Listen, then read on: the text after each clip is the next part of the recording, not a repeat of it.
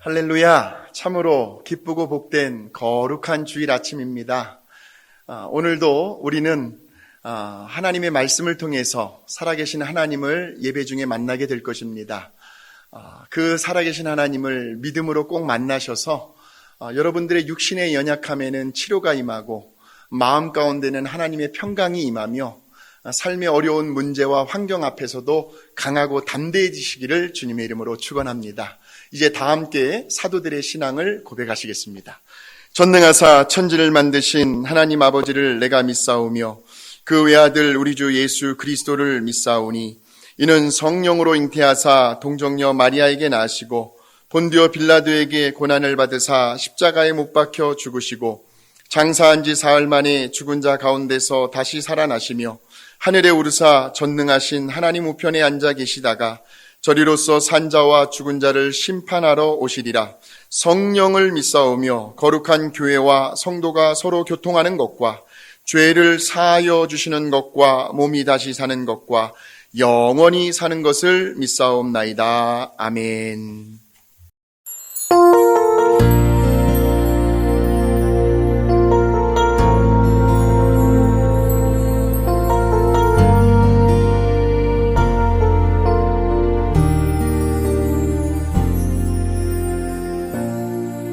하늘의 문을 여소서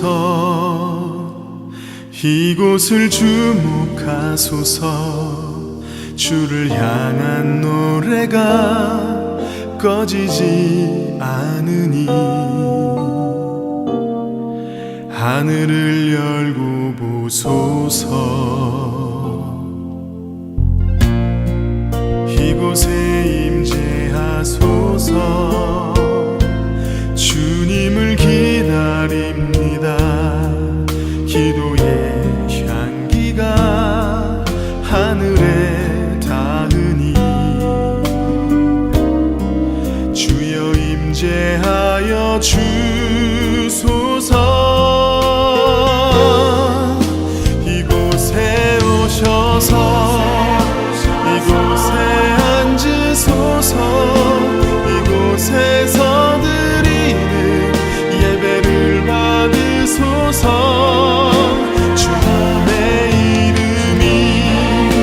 주님의 이름만이 오직 주의 이름만 이곳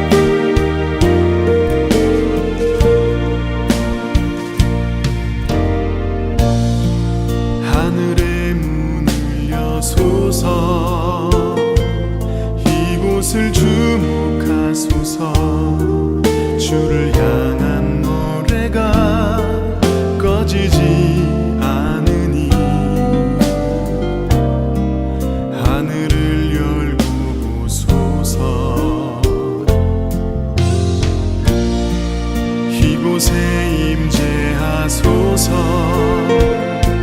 주님을 기다립니다. 기도의 향기가 하늘에 닿으니 주여 임재하여 주소서.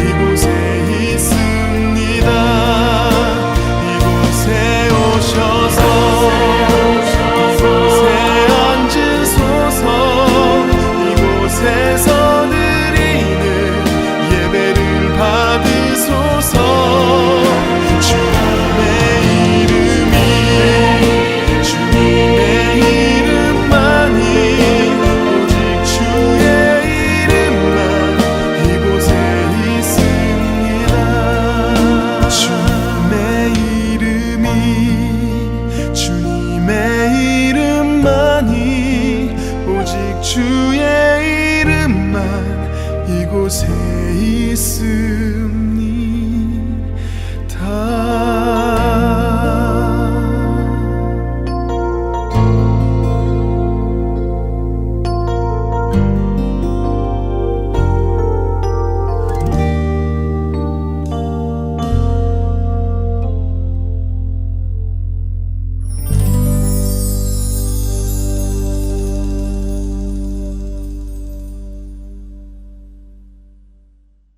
거친 풍랑에도 거친 파도에도 우리를 지켜주시고 눈동자같이 보호하여 주시는 하나님 아버지께 감사와 찬송과 영광을 올려드립니다.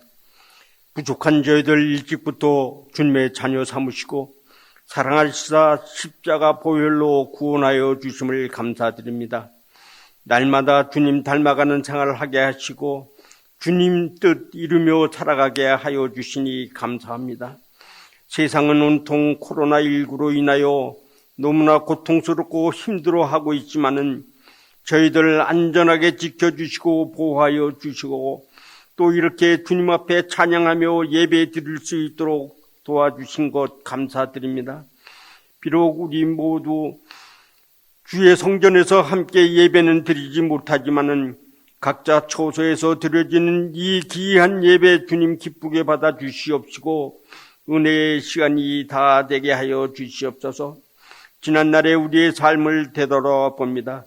온전한 믿음으로 살지 못하였음을 고백하며 늘 주님 앞에 늘 부끄럽게 생각할 뿐입니다. 주님의 뜻을 알면서도 그 뜻대로 살지 못한 저희들입니다. 지난날의 그 어리석음을 주님 다 용서하여 주시고 주님의 그 귀하신 보혈로 깨끗이 씻겨 주시옵소서. 구하라 얻을 것이요 찾으라 찾을 것이요 두드리라 열릴 것이라고 말씀하신 주님, 부족한 저희들 믿음으로 구하고 믿음으로 응답받게 하여 주시옵소서. 늘 허둥대며 살아갈 것이 아니라 주 안에서 바른 믿음으로 주님 영광 돌리며 살아가게 하여 주시옵소서. 늘 말씀을 상고함으로 주님의 마음을 알게 하시고 늘 기도함으로써 주님의 손길이 함께함을 체험하게 하여 주시옵소서. 약하여 있을 때에 강함 주시는 하나님 아버지, 어떠한 상황 속에서도 염려하지 말고 모든 일에 주님께 맡기며 기도할 수 있는 저희들의 믿음이 되게 하여 주시옵소서. 나를 사랑하는 자가 나의 사랑을 입으며 나를 간절히 찾는 자가 나를 만나리라고 주님 말씀하셨습니다. 주님 앞에 기도하기는 코로나 상황이 하루속히 종식될 수 있도록 주님 도와주시옵소서. 주님만이 하실 수 있습니다.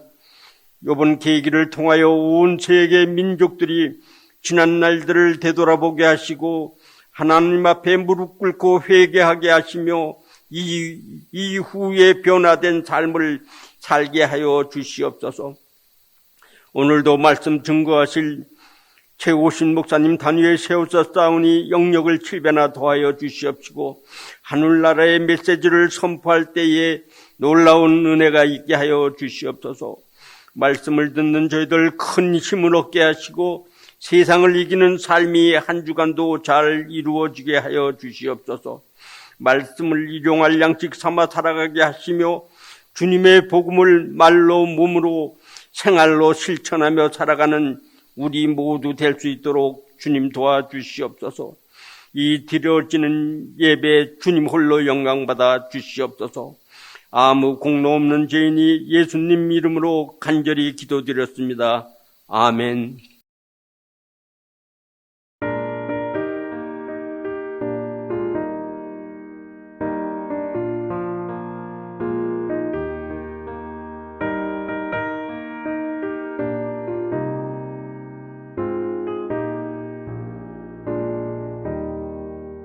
예수 앞에 나오며 죄사함 받으며 주의 품에 안기어 편히 쉬리라.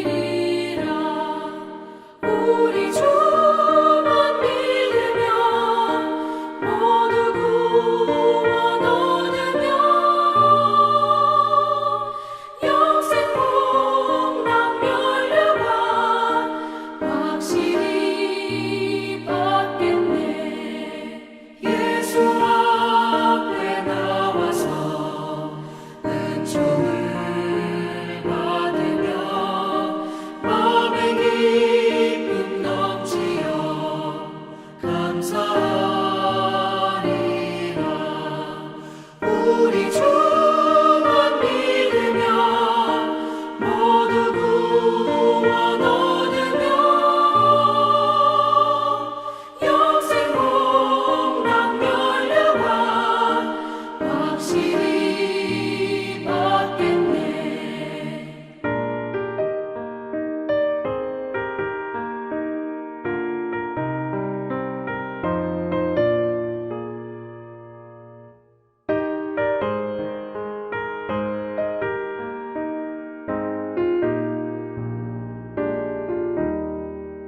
예수 앞에 설 때에 흰옷을 입으며 밝고 빛난 내 집에 길이 살리라.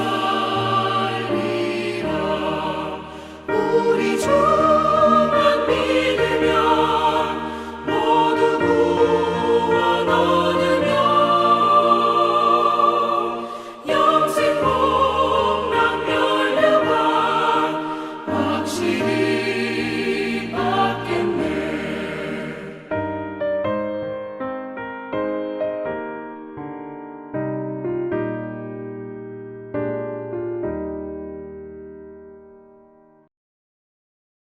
거룩하신 하나님 아버지, 지난 한 주간도 하나님께서는 우리를 한순간도 잊지 아니하시고 우리를 눈동자처럼 지키시며 하나님의 장중에 품어주시고 때마다 일마다 우리를 붙드시고 도우시는 그 은혜가 있었기에 오늘 이 시간 우리가 건강한 몸과 마음으로 하나님을 예배하며 하나님을 찬양합니다. 이 시간 거룩한 성도들이 빈손 들지 아니하고 하나님의 은혜에 고맙고 감사해서 11조의 예물로 주일 헌금으로 감사와 선교 예물로 믿음으로 올려드리오니 하나님 이 예물들을 기쁘게 흠양하여 주시옵소서. 저희들의 마음의 소원의 기도의 제목들을 하나님께서 들어주시고 이번 한 주간도 이 코로나 바이러스 상황으로 인하여 모두가 힘들고 어려워하는 이때에도 하나님께서 부어주시는 은혜로 말미암아 매 순간마다 감사와 찬송을 하며 복된 한 주간을 살아갈 수 있도록 하나님 인도하여 주시옵소서. 감사드리며 예수님의 이름으로 축복하고 기도하옵나이다. 아멘. 이 시간 우리에게 주시는 하나님의 말씀은 신약성경 요한복음 8장에서 보겠습니다. 요한복음 8장 12절입니다. 요한복음 8장 12절, 예수께서 또 말씀하여 이르시되 나는 세상의 빛이니 나를 따르는 자는 어둠에 다니지 아니하고 생명의 빛을 얻으리라. 아멘. 오늘은 이 본문의 말씀을 가지고 반전을 일으키시는 하나님이라는 제목으로 하나님 말씀 전하겠습니다. 반전을 일으키시는 하나님입니다. 리버설이라고 합니다. 어떤 일의 형세가 뒤바뀔 때, 그러니까 소설이라든지 만화, 애니메이션, 드라마, 영화 등에서요, 사건이 전개되어 나가다가 갑자기 생각지도 못한 곳에서 그 사건의 내용과 흐름이 완전히 뒤바뀌게 되는 현상을 반전이라고 합니다. 이처럼 성경에도 반전의 기록들이 참 많이 나와 있습니다. 그런데 언제나 그 반전을 일으키시는 분은 하나님이셨어요. 이 말은 그만큼 인류의 역사가 하나님이 가지고 계신 그 선한 생각대로, 하나님이 계획하신 그 올바른 방향대로 나아가지 아니하고 전혀 다르게, 전혀 무관하게 흘러가고 있었다는 말씀입니다. 하나님의 형상대로 지음을 받은 사람들이요, 하나님의 뜻을 거역하고 하나님의 말씀의 권위 아래에 들어가지 아니하고 자기들 편리한 대로, 자기들 고집대로 살아가려는 성향이 강했기 때문에 우리 하나님은 어떻게 해서라도 그들이 잘못 걸어가고 있는 그 방향에서 돌이켜 다시 하나님 아버지의 품으로 돌아올 수 있도록 반전을 일으키셔야 했습니다. 그래서 오늘 본문의 말씀을 보게 되면 지금 우리 예수님께서 어둠과 빛을 이야기하고 계십니다. 나를 따르는 자는 어둠에 다니지 아니하고 생명의 빛을 얻으리라.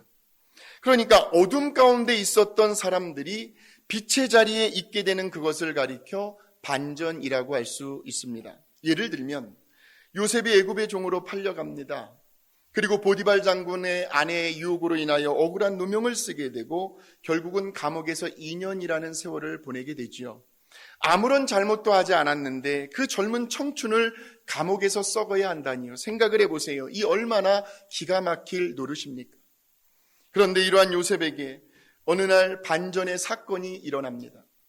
애굽의 왕 바로가 기이한 꿈을 꾸었는데 그 꿈을 해석해 줄 만한 지혜자가 한 사람도 없었습니다. 그런데 요셉이 그 꿈을 해몽해 주므로 요셉은 왕의 총애를 받게 되고 하루아침에 그의 신분이 상승하면서 애굽의 제2인자의 자리에까지 오르게 됩니다. 노예의 신분에서 나라의 국무총리가 된 거지요. 이것을 반전이라고 합니다. 물론 그 반전의 주체는 당연히 하나님이셨습니다. 성경에 보면 창세기 37장부터가 요셉의 이야기가 시작되는데 그 스토리를 읽어보시면 아시겠지만 거기에 보시면 요셉은 가는 곳마다 여호와께서 함께 하심으로 그가 형통한 자가 되었더라라는 표현이 자주 나오고 있습니다. 보디발 장군의 집에서 노예의 삶을 살았을 때라든지 감옥에서 2년의 세월을 지나는 동안에도 언제나 요셉의 삶 속에는 이 여호와께서 요셉과 함께 하심으로 그가 형통한 자가 되었다라는 문구가 항상 따라다닙니다. 그러므로 오늘 말씀을 전하고 듣는 저와 여러분에게 축복의 말씀을 선포합니다.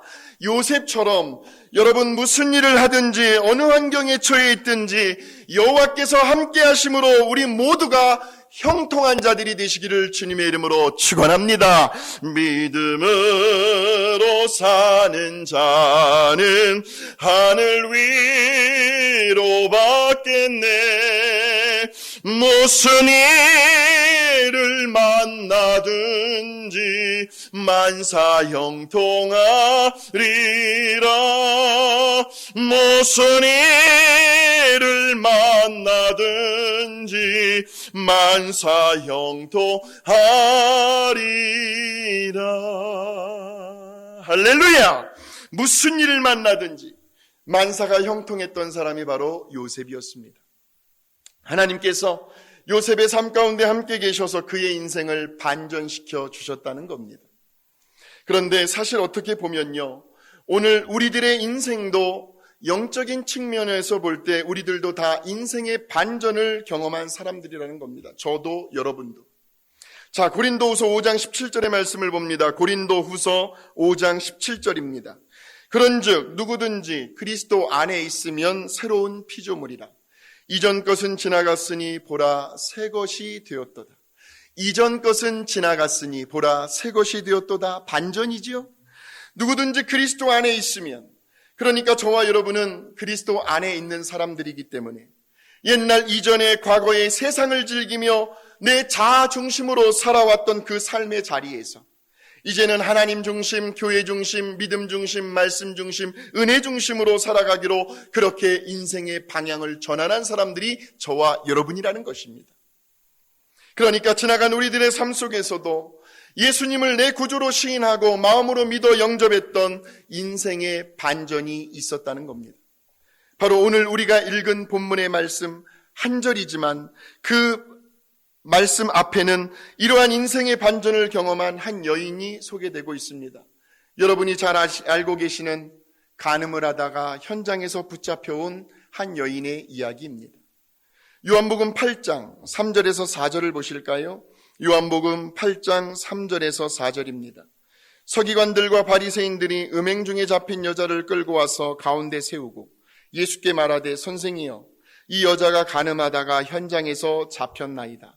자, 그런데 이어서 5절을 한번 보세요. 모세는 율법에 이러한 여자를 돌로 치라 명하였거니와 선생은 어떻게 말하겠나이까?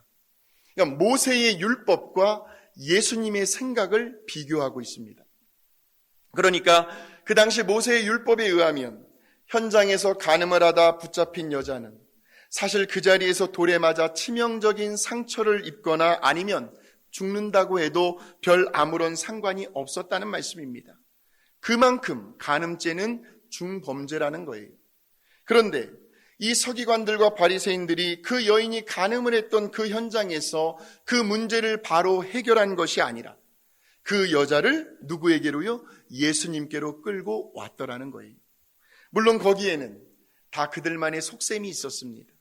한 번에 2마리의 토끼를 잡을 심산이었어요. 간음한 여인에게도 그의 죄를 물어 심판을 하고 동시에 늘 그들의 눈에 가시와도 같았던 예수님을 이번 기회에 어떻게 해서라도 꼬투리를 잡고 공경에 빠뜨릴 생각이었습니다. 아주 못된 심보를 가진 간교한 사람들입니다. 자, 요한복음 8장 5절에서 6절의 말씀을 보세요. 모세는 율법에 이러한 여자를 돌로 치라 명하였거니와 선생은 어떻게 말하겠나이까? 선생은 어떻게 말하겠나이까? 질문입니다. 그러니까 지금 서기관들과 바리새인들에게 있어서 이 질문은요, 예수님께서 무슨 대답을 해도 전혀 상관이 없는 질문이었습니다. 정말 몰라서 묻는 질문이 아니었어요. 왜냐하면 당시의 율법대로 한다면 그 여인은 당연히 돌에 맞아 죽어야 할 상황이었고요. 만약에 그 여인이 지은 간음죄를 예수님께서 모른 척 하신다거나 아니면 알고도 그 여인을 살려두게 되면 예수님도 공범이 되기 때문이에요. 똑같이 율법을 어기게 되는 그런 상황이었기 때문입니다. 아니나 다를까요? 여러분 6절의 말씀을 한번 보세요. 6절입니다. 그들이 이렇게 말함은 고발할 조건을 얻고자 하여 예수를 어떻게 했다고요? 시험함이러라. 정확히 밝혀주고 있습니다. 그러자 우리 예수님께서요, 얼마나 지혜로우신지를 한번 보십시오. 우리 예수님은요, 얼마나 지혜로우신지요. 6절 하반절부터 7절의 말씀입니다.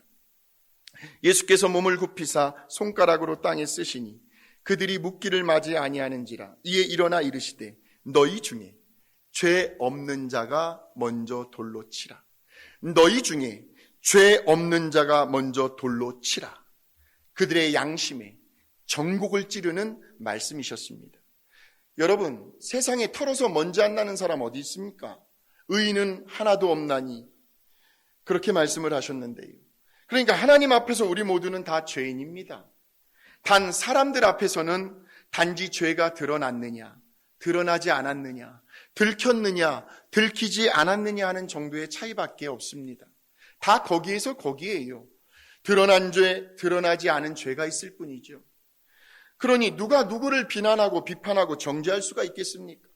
그래서 우리는 하나님과 사람들 앞에서 겸손할 수밖에 없습니다. 나라고 예외가 될 수는 없기 때문입니다. 그러자 그 말씀을 들었던 그 현장에 있던 사람들이 양심의 가책을 느꼈는지 하나둘씩 그 자리에서 떠나가기 시작합니다. 요한복음 8장 9절이지요. 요한복음 8장 9절입니다.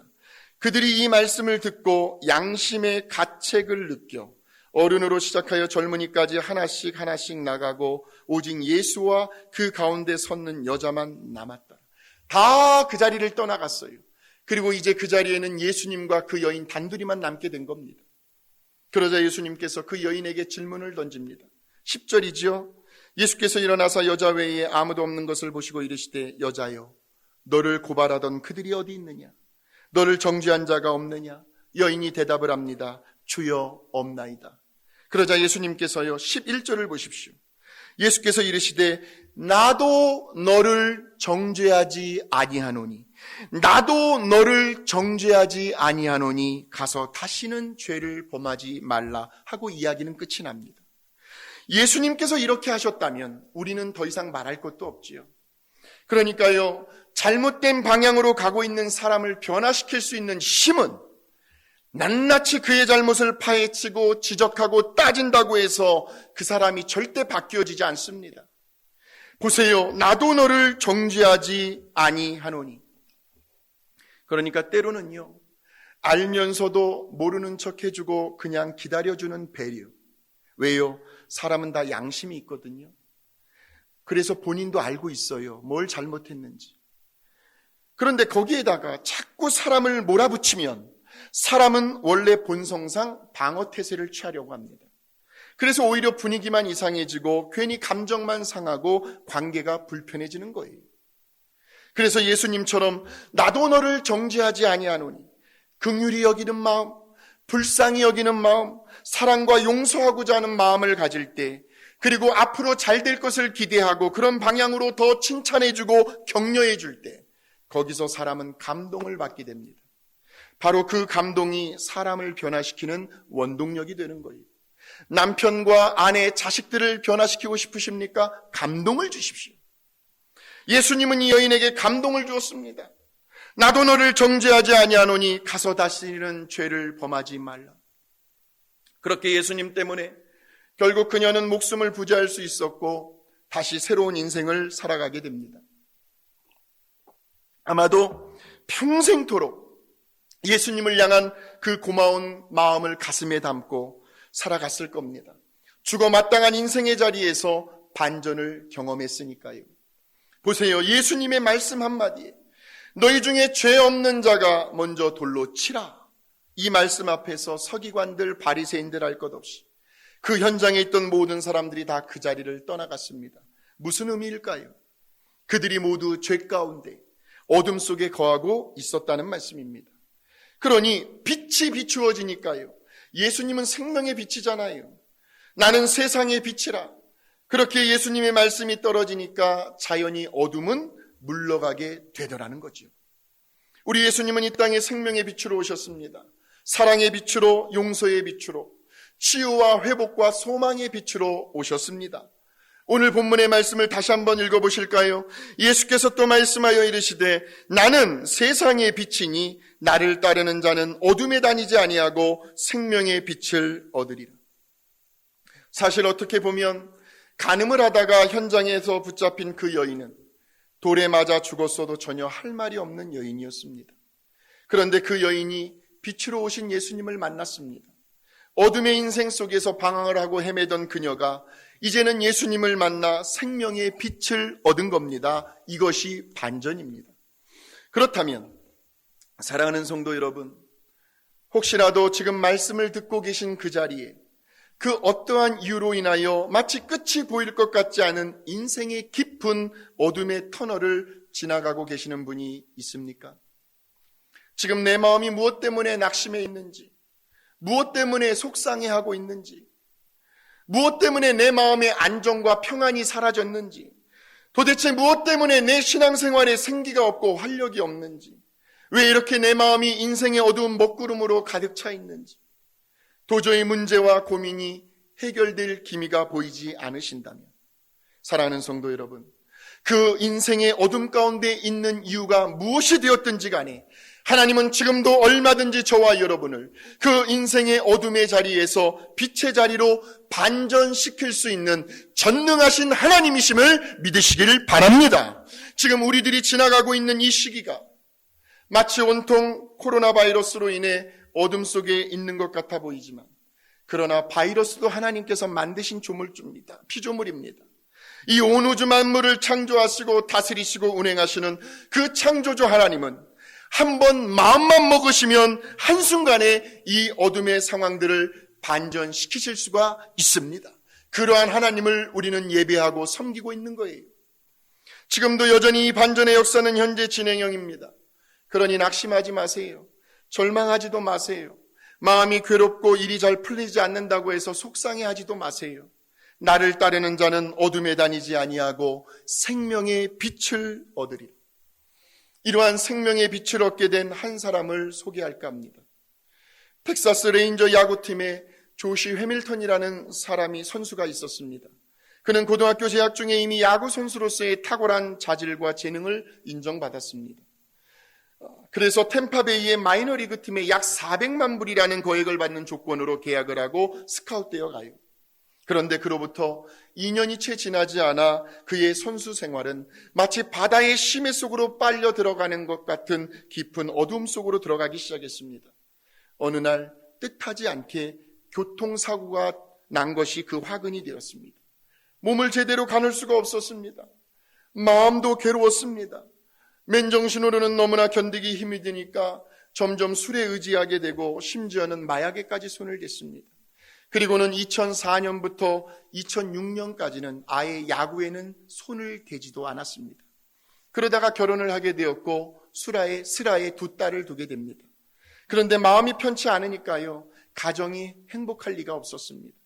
사랑스러운 아내와도 결국은 별거를 해야 했습니다.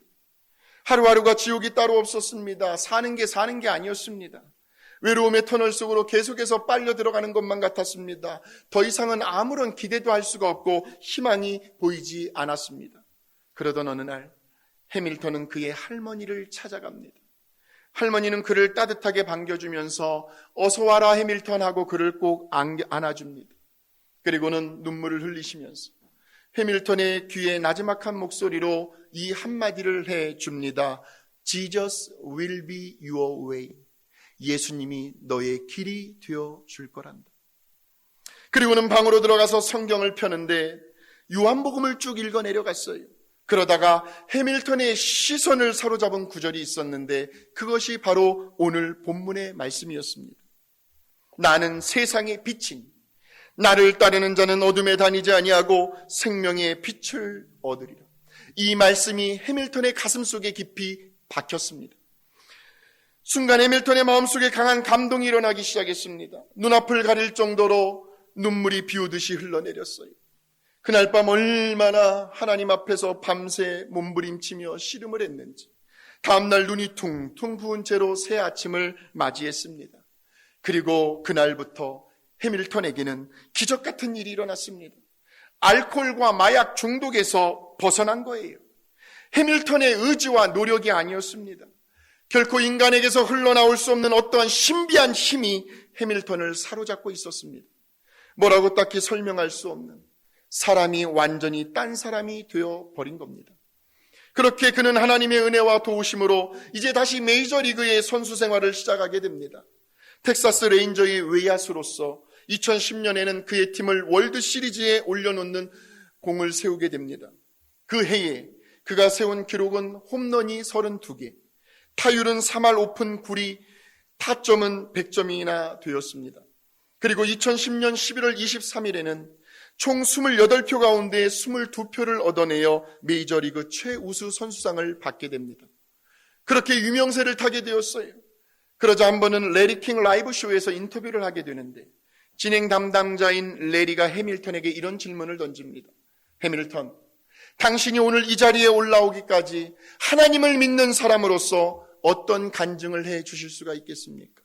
그러자 해밀턴은 한치의 망설임도 없이 이렇게 대답을 합니다. 하나님은 내가 다시 야구를 더 잘할 수 있도록 인도해 주셨습니다. 그러나 그것보다는 하나님께서 나에게 더 큰 것을 주셨습니다.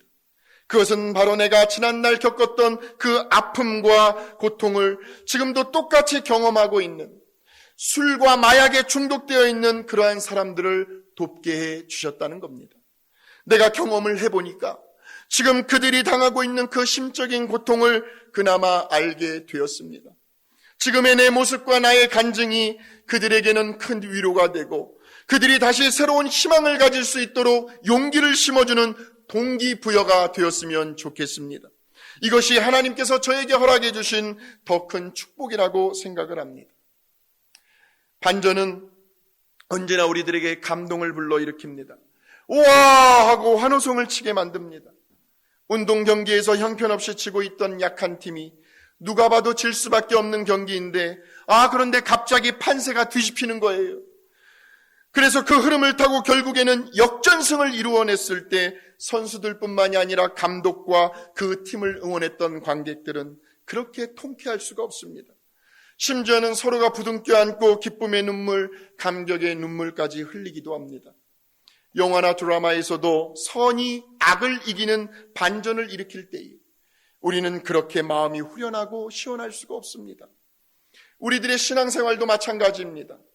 끊임없는 반전의 연속입니다. 말씀을 들어요, 깨달아요, 성령으로 충만해집니다. 담대해집니다. 말씀대로 살아봐야겠다는 의지가 생기게 되고 그렇게 순종하며 살아갑니다. 그래서 어느 때는 내 감정과 기분에 좌지우지되는 것이 아니라, 환경에 갇혀서 낙심에 빠져 있는 것이 아니라 어떻게 해서든 주신 말씀을 붙들고 믿음으로 이겨내려고 합니다. 그러다가 어느 순간 반전을 일으키시는 하나님을 만납니다. 어둠의 터널에서 빠져나와 빛의 자리로 이동을 합니다. 되어지는 모든 결과를 하나님의 선하심에 맡겨드립니다. 하나님이 행하신 일들을 이웃 주변 사람들에게 자랑을 합니다. 물론 우리들이 살아가는 지극히 평범한 일상생활 속에서 이렇게 조시 해밀턴처럼 드라마틱한 극적인 반전의 경험이 자주 일어나지는 않는다 할지라도, 우리는 아주 사소한 일이라든지 우리들의 감정의 흐름 속에서 얼마든지 반전을 경험할 수 있습니다. 내 속에서요, 순간순간 옛사람이 슬그머니 올라오려고 할 때에 우리는 예수의 이름으로 이렇게 선포할 수 있습니다. 사탄아 물러가라. 너는 나를 지배할 수 없다. 나는 너의 종이 아니다 하면서 입술의 선포로 내 감정을 다스리며 반전을 일으킬 수 있습니다. 낙심과 절망의 먹구름이 우리를 덮으려고 할 때에도 우리는 빛 대신 예수님의 이름을 찬송하면서 반전을 일으킬 수 있습니다. 사랑하는 성도 여러분, 반전의 주체는 언제나 하나님이십니다. 하나님께서 지금 이 순간에도 저와 여러분을 어둠의 자리에서 빛의 자리로 인도해 주십니다. 다 끝이 난 줄 알았어요. 이제는 죽음을 기다리는 길밖에는 없었습니다. 애굽의 왕 바로의 군대가 이스라엘 백성들을 죽이겠노라고 눈에 불을 켜며 살벌하게 쫓아오고 있습니다. 그런데 앞에는 홍해 때문에 더 이상 앞으로 나아갈 수 없는 상황이었습니다. 말 그대로 사면 초가입니다. 갇혔습니다. 그런데 하늘은 열려 있었습니다. 모세가 하늘을 우러러봅니다. 그때 하나님께서 모세의 지팡이를 사용하셔서 홍해를 갈라 마른 땅이 되게 하십니다. 누구도 생각하지 못한 일이었습니다.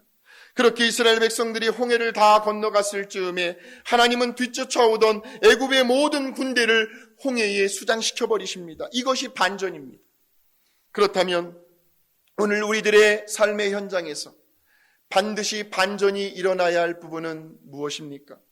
자녀들의 문제, 중독의 문제, 직장과 비즈니스의 문제, 건강의 문제, 관계의 문제, 신앙적인 문제, 환경의 문제, 지금 우리 모두가 겪고 있는 이 코로나 바이러스의 문제 등 여러 다양한 분야에서 제발 반전이 일어났으면 하는 그러한 간절한 마음을 갖고 계신 분들이 있을 것입니다. 그렇다면 사랑하는 성도 여러분, 오늘 이 말씀을 붙드십시오. 요한복음 8장 12절의 말씀입니다. 세상의 빛으로 오신 예수님을 바라보십시오. 그분을 의지하십시오. 그분을 신뢰하십시오. 그분만이 우리들의 길이요 진리요 영원한 생명의 빛이 되신다는 것을 고백하십시오. 그리고 예수님의 말씀 안에 거해 보십시오. 말씀을 따라 행해 보십시오. 날마다 그분의 이름을 찬송하며 기도로 그분과 대화를 나눠 보십시오. 반드시 하나님의 때가 되면 오늘 주님이 말씀하신 것처럼 나는 세상의 빛이니 나를 따르는 자는 어둠에 다니지 아니하고 생명의 빛을 얻으리라 하는 이 말씀을 경험하게 될 것입니다. 이번 한 주간도 반전을 일으키시고 경험하게 하시는 하나님을 꼭 만나셔서 기쁨과 감격의 눈물로 하나님을 날마다 찬송하며 감사할 수 있게 되는 저와 여러분이 되시기를 주님의 이름으로 축원합니다. 거룩하신 하나님 아버지 감사합니다. 이 땅에 생명의 빛으로 오시고 누구든지 그리스도 안에 있고 그리스도를 따르는 자들에게 어둠의 자리에서 빛의 자리로 인도하시는 그 예수님, 하나님 아버지, 이제 이번 한 주간도 우리들이 살아갈 때에 뜻하지 않은 곳에서 예기치 않은 곳에서 우리를 영적으로 공격해오고 우리의 마음을 낙심하게 만들고 절망의 구름이 우리의 마음을 가득 채운 그런 상황이 온다 할지라도 하나님, 그 상황 가운데서도 한순간에라도 반전을 일으키시는 하나님을 신뢰하며 하나님을 의지하며 하나님의 말씀을 붙들고 승리하는 한 주간이 될 수 있도록 우리 사랑하는 성도들을 축복하여 주시옵소서. 지금은 우리 주 예수 그리스도의 은혜와 하나님 아버지의 무한하신 사랑과 성령님의 교통하심과 인도하심이 오늘도 살아계신 생명의 말씀을 붙들고 가슴에 새기며 이번 한 주간도 이 말씀대로 살아보아야겠다고 믿음의 결단을 하며 나아가는 사랑하는 성도들 머리머리 위에 저들의 가정과 일터와 이 나라와 전 세계 위에 이제부터 영원토록 함께하옵시기를 간절히 축원하옵나이다. 아멘.